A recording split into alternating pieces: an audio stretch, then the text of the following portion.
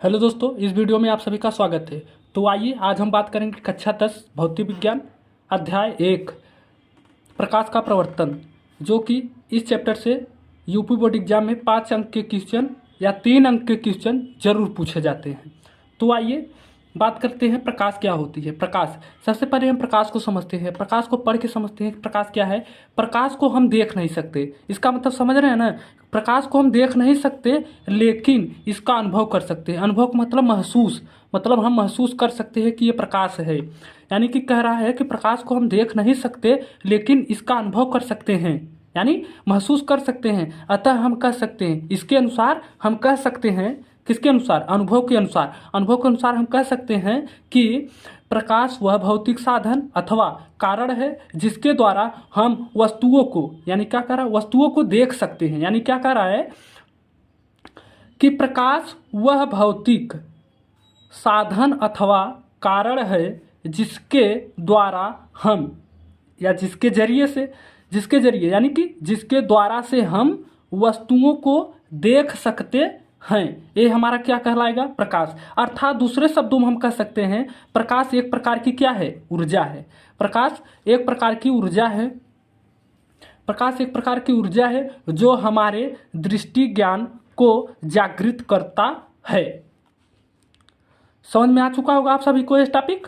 तो अब बात करेंगे दूसरी टॉपिक की, प्रदीप्त और अदीप्त वस्तुएं क्या होती हैं। तो प्रदीप्त और अदीप्त समझते हैं। प्रदीप्त क्या होते हैं? जो वस्तुएं स्वतः प्रकाश का उत्सर्जन करती हैं। इसका मतलब समझिए, जो अपने से मतलब स्वतः मतलब अपने से प्रकाश का उत्सर्जन करती हैं, उन्हें क्या कहेंगे हम? प्रदीप्त वस्तुएं कहते हैं। जैसे मेरा हो गया सूर्य, लालटेन, मोमबत्ती आदि। अदीप्त वस्तुएं क्या होती हैं?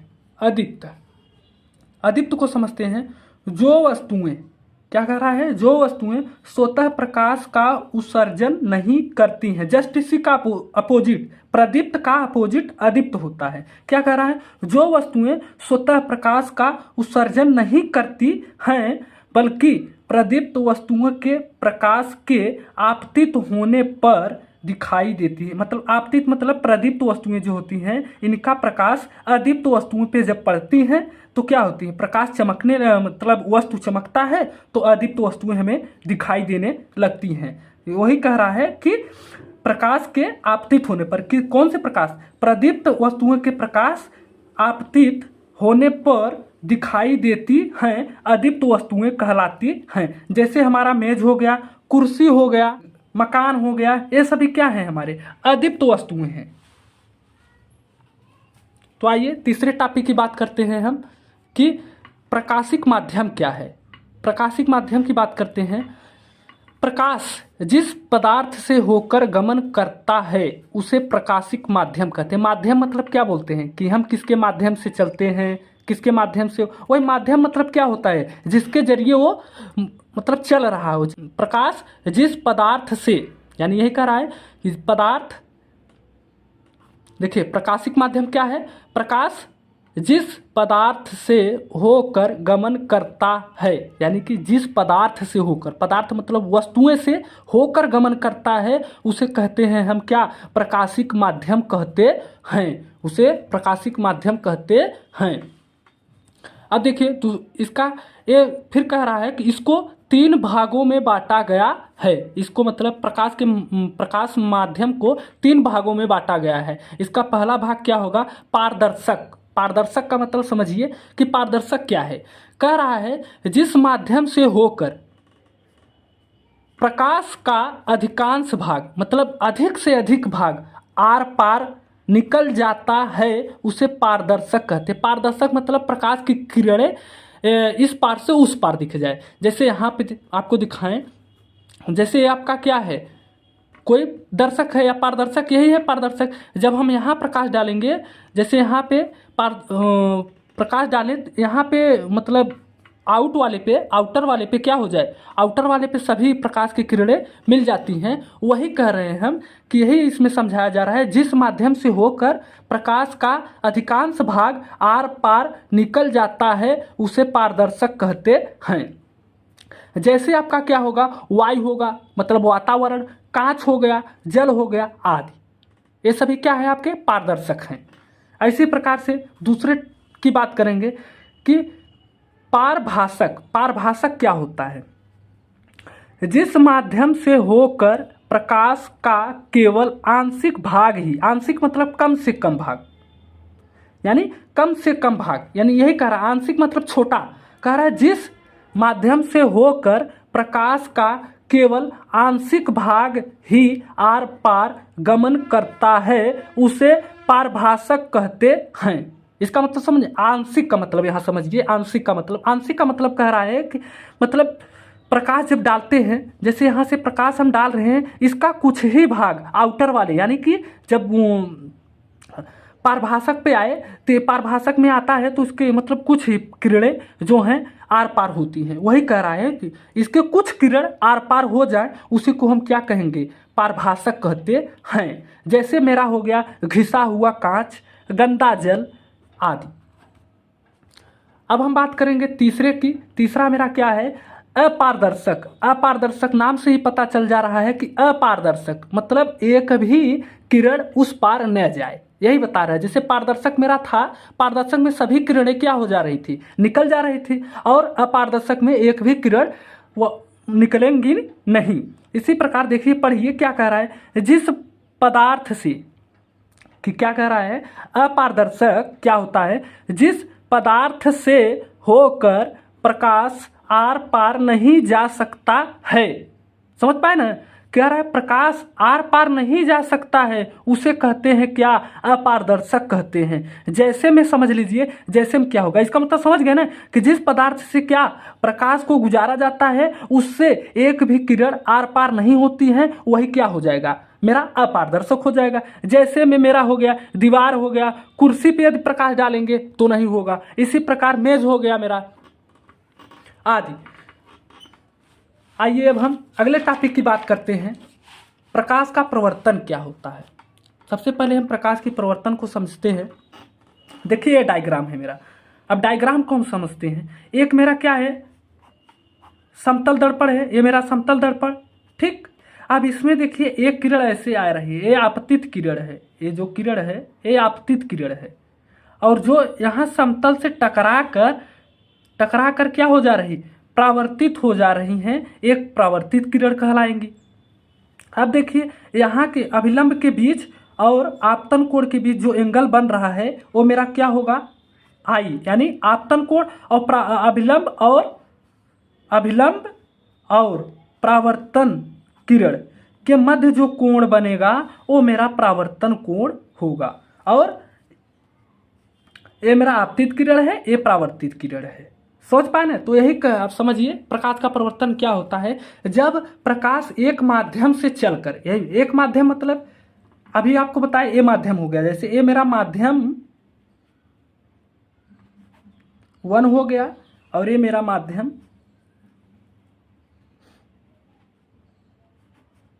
2 हो गया, ठीक।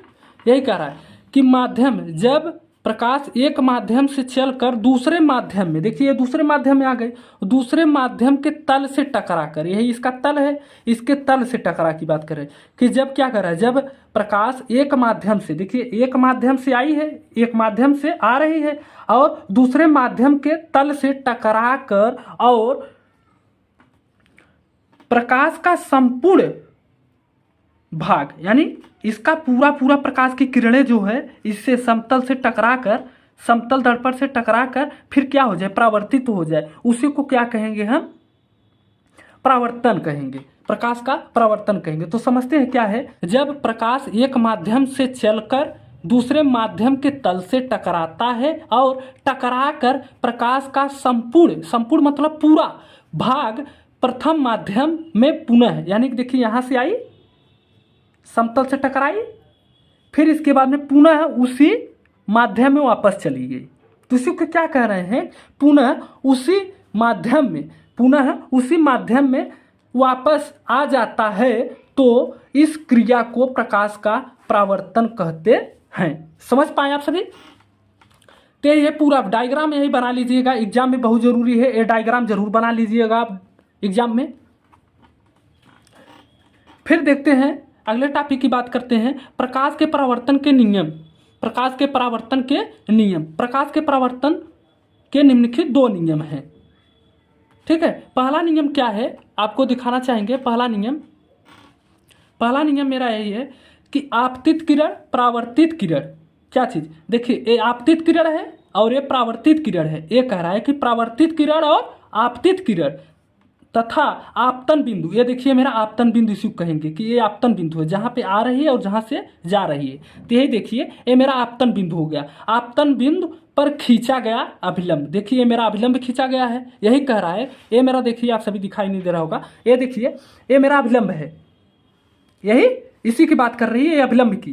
तो यही कह रहा है कि आपतित किरण और परावर्तित किरण और आपतन बिंदु पर खींचा गया अभिलंब तीनों एक ही तल में होते हैं, तीनों एक ही तल में होते हैं, यही बता रहा है। देखिए आपतित किरण, परावर्तित किरण और अभिलंब तीनों एक ही तल पे है, यही कह रहा है कि आपतित किरण तथा परावर्तित किरण और आपतन बिंदु पर खींचा गया अभिलंब तीनों एक ही तल में होते हैं।